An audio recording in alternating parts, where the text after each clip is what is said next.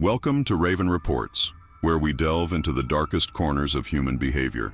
I'm your host, and tonight's story is one that will leave you questioning how far someone will go for revenge and at what cost.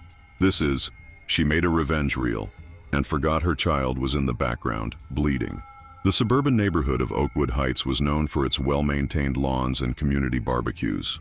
From the outside, every house looked picture-perfect, including the two-story colonial at the end of Maple Street, where Vanessa Miller lived with her 6-year-old daughter, Emma. Vanessa was what many would call a social media enthusiast. Her Instagram account boasted 20,000 followers who tuned in daily for her lifestyle content, parenting tips, and relationship advice. What her followers didn't know was that behind the filtered photos and carefully crafted captions, Vanessa's life was unraveling at an alarming rate. It started 3 months ago when she discovered her husband, Daniel, had been having an affair with her best friend, Olivia. The betrayal cut deep, not just because of the infidelity, but because Olivia had been in their lives for over a decade. She was Emma's godmother, the person who had held Vanessa's hand through labor, the woman who had helped plan their wedding. The divorce was quick but messy. Daniel moved in with Olivia just 2 weeks after Vanessa confronted him. He promised to remain present in Emma's life, but his visits became increasingly sporadic. Child support payments were late or missing entirely. Meanwhile, Vanessa's social media presence took a hit. Followers began to drift away as her content became less consistent, her once bubbly personality now tinged with barely concealed bitterness. On a rainy Tuesday in October, Vanessa scrolled through her phone, looking at Olivia's latest post, a vacation photo with Daniel in the Bahamas, captioned, "Living my best life with my soulmate." The rage that had been simmering inside her for months finally boiled over. She threw her phone across the room, narrowly missing Emma, who had just walked in clutching her favorite stuffed rabbit. "Mommy, are you okay?" Emma asked, her eyes wide with concern. Vanessa forced a smile. "Yes, sweetie. Mommy's just having a bad day. Why don't you go play in your room for a bit?" After Emma left, Vanessa retrieved her phone, relieved to find the screen intact. An idea began to form in her mind. If Olivia could showcase her perfect new life with Daniel, why couldn't Vanessa expose the truth? She knew things about both of them that would shatter their carefully constructed facade. She had evidence, text messages, emails, even a recording of Daniel admitting he had only married her because she was pregnant with Emma. For the next week, Vanessa meticulously planned what she called her revenge reel, a series of videos that would destroy both Daniel and Olivia's reputations. She created a new anonymous account, designed specifically to release the damaging content. She rehearsed what she would say, how she would present the evidence, and calculated the perfect time to post it for maximum impact. The day Vanessa decided to record the main video for her revenge reel, Emma was supposed to be at a playdate, but at the last minute, the other child's mother canceled due to illness. Vanessa, too focused on her plans, decided to set Emma up with a movie in the living room while she recorded in her bedroom. "Stay here and watch your movie, okay? Mommy has some work to do upstairs. I'll only be a little while," Vanessa said, handing Emma a juice box and some crackers. Emma nodded, already engrossed in the animated film. Vanessa went upstairs, set up her phone on a tripod, and began recording. Her delivery was calm, but cutting as she systematically laid out every betrayal, every lie, every cruel comment Daniel had made about Olivia behind her back. She revealed financial secrets, personal insecurities, and intimate details that both would be horrified to have made public. The cold, calculated way she spoke was more chilling than if she had been shouting in anger. 20 minutes into recording, Vanessa heard a crash from downstairs, followed by Emma's cry. She paused, listened for a moment, then heard Emma call out, "I'm okay, Mommy." Relieved, Vanessa continued recording, determined to finish the video in one take. What Vanessa didn't realize was that Emma, attempting to get herself a cookie from the kitchen, had climbed onto the counter, slipped and knocked over a glass vase on her way down. A shard had cut her arm, not deeply, but enough to draw blood. Confused and a little scared, Emma had picked herself up and wandered upstairs looking for her mother, trailing small droplets of blood along the way. In her single-minded focus, Vanessa didn't hear Emma enter the bedroom. She didn't notice her daughter standing in the doorframe, clutching her bleeding arm, tears streaming down her face as she listened to her mother saying terrible things about her father. And she certainly didn't realize that Emma had walked into the frame of the video, clearly visible in the background, blood trickling between her small fingers as she tried to stop the bleeding. Vanessa finished the recording with a cold smile, stating, "And that's who you both really are. I hope it was worth it." She stopped the recording and finally turned to see Emma standing there, pale and frightened. "Emma, what happened?" Vanessa rushed to her daughter, finally noticing the blood. "Oh my God, you're hurt." "I fell, Mommy. The glass broke," Emma whimpered. "Why are you saying mean things about Daddy?" Vanessa's mind raced as she grabbed a towel from the bathroom and wrapped it around Emma's arm. The cut wasn't serious, but Emma would need a bandage, maybe even a few stitches. "It's complicated, sweetheart. Adult stuff. Let's get you cleaned up." After taking Emma to urgent care, where the doctor confirmed she needed 3 stitches, Vanessa returned home exhausted. Emma fell asleep quickly, the events of the day and the mild pain medication making her drowsy. Only then did Vanessa remember the video. She picked up her phone to delete it, but curiosity made her watch it first. Her blood ran cold when she saw Emma appear in the background halfway through the video, standing silently, blood running down her arm, looking lost and scared as Vanessa continued her vindictive monologue, oblivious to her daughter's presence. The image was haunting, a perfect metaphor for what her obsession with revenge had done to her life, to her parenting. While she had been focused on hurting Daniel and Olivia, her daughter had been literally bleeding in the background of her life.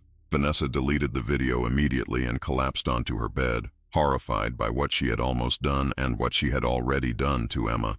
She had been so consumed by betrayal and the desire for revenge that she had neglected the most important person in her life. The next morning, Vanessa called her sister Claire, confessing everything. Claire, always the sensible one, listened without judgment before speaking. "Vanessa, you need help. This isn't just about the video. You've been spiraling for months. Emma needs her mother, her whole mother, not just the part that isn't consumed by hatred for her father." Deep down, Vanessa knew Claire was right. She scheduled an appointment with a therapist that same day and arranged for Emma to stay with Claire for the weekend while she sorted herself out. However, unbeknownst to Vanessa, the video hadn't actually been deleted. Due to a glitch in her phone's storage system, it had been automatically backed up to her cloud account. This seemingly minor technological hiccup would soon turn her life upside down in ways she couldn't imagine. 2 weeks later, just as Vanessa was beginning to make progress in therapy and rebuilding her relationship with Emma, she received a frantic call from her sister. "Have you seen it?" Claire asked, her voice tight with concern. "Seen what?" Vanessa replied, a sense of dread building in her stomach. "The video, your revenge video. It's everywhere, Vanessa. Someone posted it online and it's going viral." Vanessa's hands began to shake so badly she nearly dropped the phone.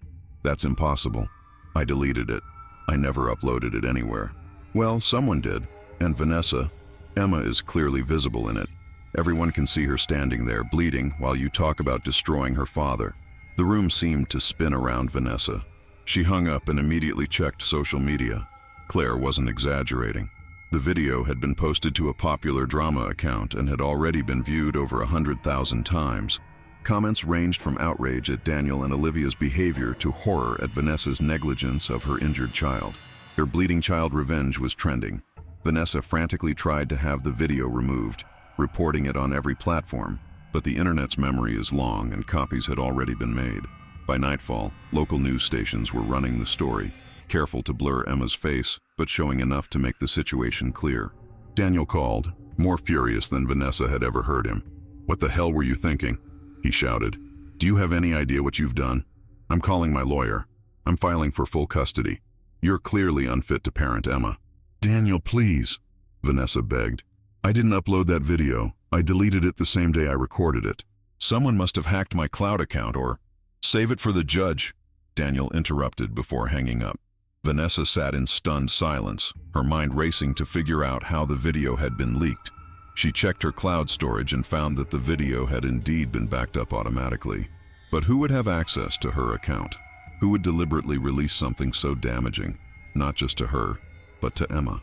The answer came the next day in the form of an anonymous email. "You thought you could destroy us, but you destroyed yourself. Consider this karma. Oh, Olivia." It had to be. But how had she accessed Vanessa's cloud account? Then Vanessa remembered. Months ago, before everything fell apart, she had given Olivia her password to backup photos from a joint vacation. She had never changed it. The custody battle that followed was swift and brutal. The viral video was Exhibit A in Daniel's case for full custody. Vanessa's attorney argued that the video was stolen and posted without her consent, that it represented one moment of poor judgment during an emotional crisis, not her abilities as a mother. But the image of Emma standing in the background, bleeding and ignored, was powerful and damning. Social services conducted an investigation. Emma was interviewed by a child psychologist. Vanessa submitted to psychiatric evaluation and continued her therapy, desperately trying to prove she was not the monster the viral video made her appear to be. 3 months later, the judge granted Daniel temporary primary custody, with Vanessa allowed only supervised visitation, until she could demonstrate consistent psychological improvement. It was the outcome she had feared most: separation from Emma, the one person she had been trying to protect from the beginning. After the ruling, Vanessa sat alone in her car in the courthouse parking lot, too numb to cry. Her phone buzzed with a text from an unknown number. It was a photo of Daniel, Olivia, and Emma at what appeared to be a restaurant, celebrating. The caption read, "Who's bleeding now?" Something in Vanessa snapped, not toward revenge this time, but toward clarity. She had been playing a game she couldn't win, fighting fire with fire only to get burned worse. The only person truly suffering in this war was Emma.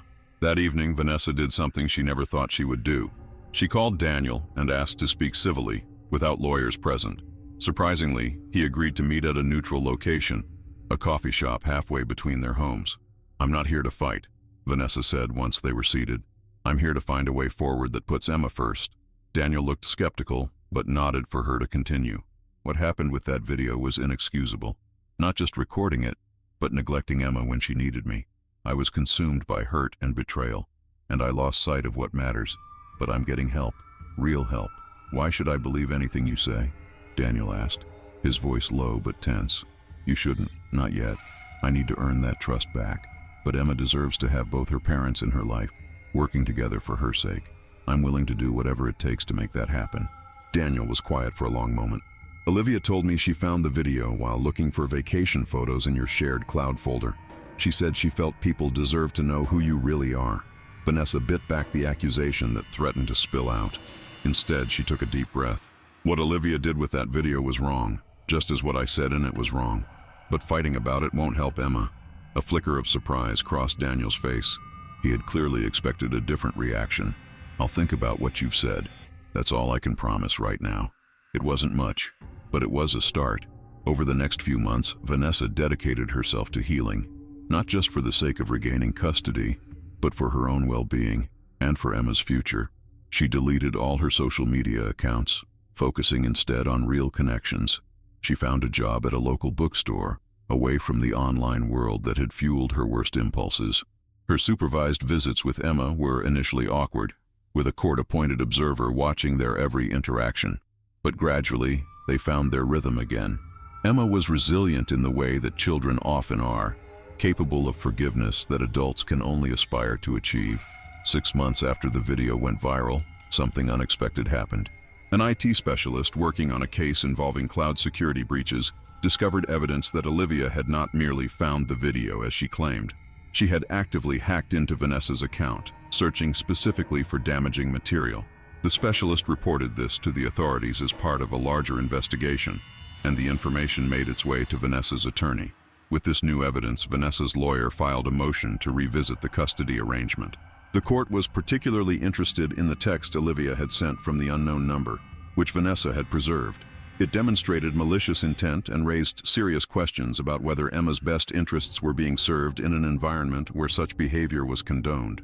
When confronted with the evidence, Olivia broke down and admitted she had deliberately sought to destroy Vanessa's relationship with Emma out of jealousy. She had always wanted children but couldn't have them, and resented the bond Vanessa shared with her daughter. Daniel, shocked by this revelation, began to see the situation in a new light. The judge ordered a new custody evaluation, this time taking into account all parties' behavior. The final arrangement gave Vanessa and Daniel shared custody, with the stipulation that Olivia would have no unsupervised contact with Emma until she, too, had completed therapy and demonstrated she could put Emma's needs above her own desires. 1 year after the infamous video changed all their lives, Vanessa sat on a park bench watching Emma play. Her phone, Once an extension of her arm remained in her purse. She had learned to be present, to see what was happening right in front of her rather than focusing on the virtual world or plots of revenge. Daniel approached and sat beside her, maintaining the civil relationship they had managed to build for Emma's sake. "She seems happy," he commented, watching Emma navigate the monkey bars with newfound confidence. "She is," Vanessa agreed. "Kids are amazing that way. They live in the present more than we do." Daniel nodded, then hesitated before speaking again. "I wanted to tell you that Olivia and I are separating. After everything that happened, I just couldn't trust her anymore." Vanessa absorbed this information without the satisfaction she once would have felt. "I'm sorry it worked out that way." "Are you?" Daniel asked, genuinely curious. "Yes, actually. I know what it's like to have your life fall apart. I wouldn't wish that on anyone, not anymore." They sat in companionable silence until Emma ran over, proudly showing off a small scrape on her elbow from a minor fall. "Look, I got hurt, but I didn't even cry," she announced.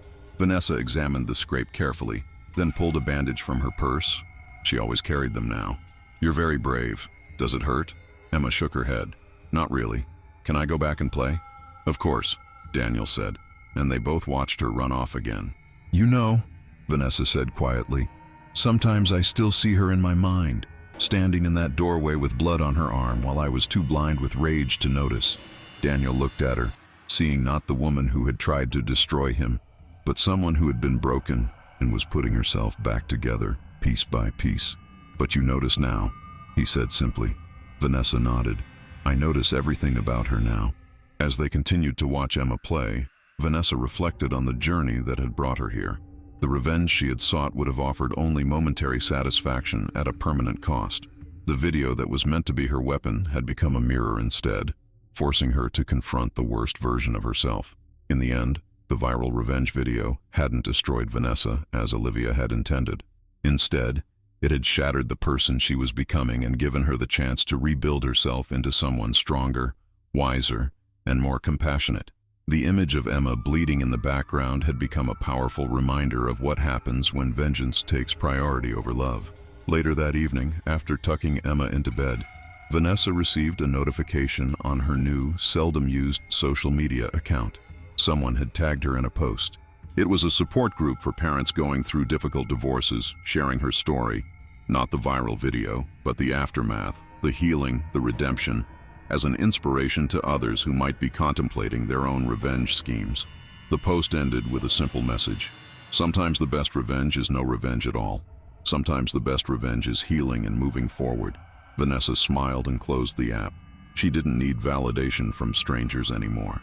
The only audience that mattered was sleeping peacefully down the hall, safe in the knowledge that both her parents, however imperfect they might be, were putting her first at last. The revenge reel that had almost ruined Vanessa's life had instead given her a second chance to get it right. The child who had once bled in the background now stood firmly in the foreground of her life, where she belonged all along. As weeks turned into months, Vanessa continued to rebuild her life around what truly mattered. She maintained her job at the bookstore, finding unexpected joy in recommending stories to customers and organizing children's reading events. Emma thrived under the new custody arrangement, her natural resilience helping her adapt to life divided between two households. Daniel, true to his word, remained actively involved in Emma's life. Without Olivia's toxic influence, he and Vanessa gradually developed a cordial co-parenting relationship. They weren't friends exactly, but they had found a kind of peace that seemed impossible in the aftermath of their bitter divorce. Vanessa's therapist suggested she journal about her experiences as part of her healing process. Initially reluctant, Vanessa eventually found the practice therapeutic. She wrote honestly about her darkest moments, the rage, the obsession with revenge, the horrifying realization that she had neglected Emma while pursuing it. But she also wrote about redemption, forgiveness, and the daily work of becoming a better person. One evening, her therapist made an unexpected suggestion. "Have you considered sharing your story more widely? Not for attention or validation, but to help others who might be walking the same path you once did." Vanessa's immediate reaction was resistance.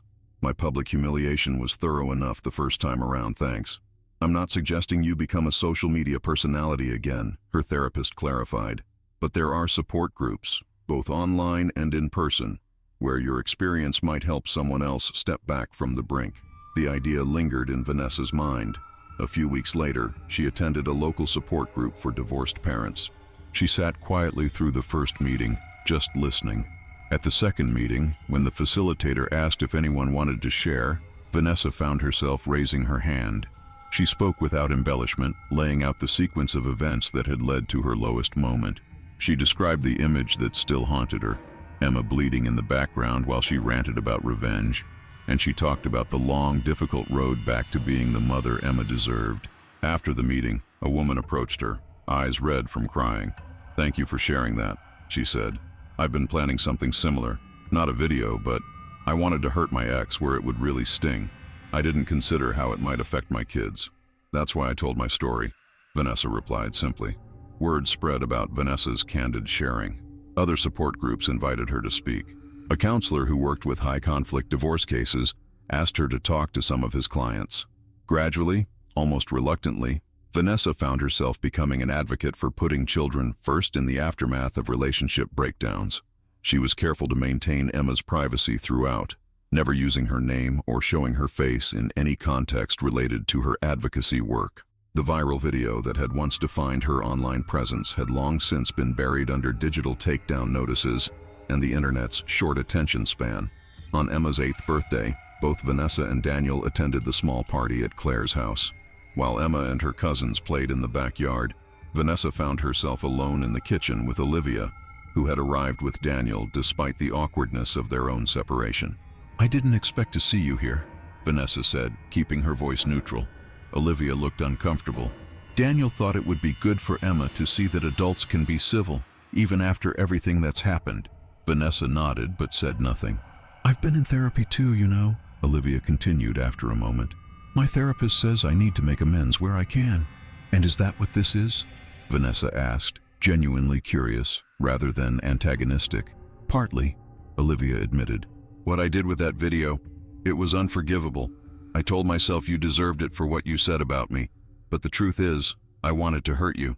I never stopped to think about how it would affect Emma. The parallel to Vanessa's own journey wasn't lost on her. It seems we both failed her in that regard." "Yes," Olivia agreed quietly. "For what it's worth, I'm sorry. Not just for the video, but for everything before that too. The affair, the way we handled things with Daniel, all of it." Vanessa had imagined this moment many times over the past year and a half, Olivia apologizing, admitting her wrongs. In her fantasies, Vanessa had sometimes responded with cutting remarks that would leave Olivia devastated, and other times with gracious forgiveness that would make her feel small and unworthy. The reality was neither. "Thank you for saying that," Vanessa said simply. "I think we've all done things we regret in this mess." They stood in silence for a moment before Emma burst into the kitchen, frosting on her cheek and excitement in her eyes. "Mom, Aunt Claire says it's time for cake," Vanessa smiled. "Lead the way, birthday girl." As she followed Emma back to the party, Vanessa realized that the conversation with Olivia had left her feeling neither vindicated nor vengeful. Instead, there was a quiet sense of closure, a chapter ending not with a dramatic flourish, but with a simple turning of the page. That night, after Emma had fallen asleep surrounded by new toys, Vanessa opened her journal and wrote, "2 years ago, I thought revenge would heal the wounds of betrayal. I was wrong. Revenge is like a poison you drink yourself, hoping the other person will die." The viral video that was meant to be my weapon became instead the mirror I needed to see myself clearly. The image of Emma bleeding in the background while I ranted about destroying her father will stay with me forever. Not as a source of shame now, but as a reminder of how easily we can lose sight of what truly matters when we're consumed by hurt and anger. The irony isn't lost on me that the very public humiliation Olivia intended to inflict has led me to a life with more meaning and purpose than I had before. I'm not grateful for the pain. I would never choose that path again, but I am grateful for where it eventually led me. Emma doesn't remember much about that day, thankfully. When she occasionally asks about the time she got stitches, I tell her she had an accident with a glass vase. Someday when she's older, I may tell her the whole story if she wants to know. Not to burden her, but because I believe in the power of difficult truths to teach us about forgiveness, redemption, and the courage to begin again. The revenge reel I almost shared with the world would have given me a few moments of bitter satisfaction at the cost of my daughter's well-being and my own integrity. Instead, the very different story that unfolded has given me something far more valuable. The chance to become someone my daughter can be proud of. Someone I can be proud of too. Vanessa closed her journal and went to check on Emma one more time before going to bed herself. Her daughter slept peacefully. Her bandaged arm from years ago now, just a faint scar. Nearly invisible, unless you knew where to look. Outside, a gentle rain began to fall, washing away the last remnants of the day's celebration. Vanessa stood by the window, watching the droplets trace patterns on the glass. There was a time when rain had seemed to mirror her tears, when every storm felt personal. Now it was just rain, sometimes inconvenient, sometimes beautiful, but never a reflection of her inner landscape. She had learned to weather different kinds of storms. The viral video that had nearly destroyed her life had faded into internet obscurity. Her journey from revenge to redemption had taught her that healing doesn't come from making others hurt as you have hurt, but from finding the strength to break the cycle. In the soft glow of Emma's nightlight, Vanessa made a silent promise to her sleeping daughter, to always see her clearly, to never again let her bleed in the background of anyone's drama, to protect her not just from external harm, but from the damage that can come from adults who forget what truly matters in the heat of their own pain. Tomorrow would bring its own challenges, homework to oversee, lunches to pack, the everyday logistics of co-parenting to navigate. But Vanessa would face them with the hard-won wisdom of someone who had stood at the precipice of losing everything and found the courage to step back. The revenge reel had never made it to its intended audience. Instead, a different kind of story had unfolded. Messier, more painful, but ultimately more redemptive than any carefully edited video could capture. It was a story still being written, day by day, choice by choice. And in that ongoing story, Emma would never again be a background character, bleeding and unnoticed. She would be where she belonged, at the center of a life rebuilt around love rather than revenge, healing rather than harm, presence rather than performance. That, Vanessa had learned, was the only happy ending worth pursuing. The end. This is Raven Reports, signing off. Remember, the darkest stories aren't always about the crimes we commit against others, but the ones we commit against ourselves when we lose sight of what truly matters. Until next time, stay vigilant, stay kind, and remember that revenge rarely brings the peace we seek.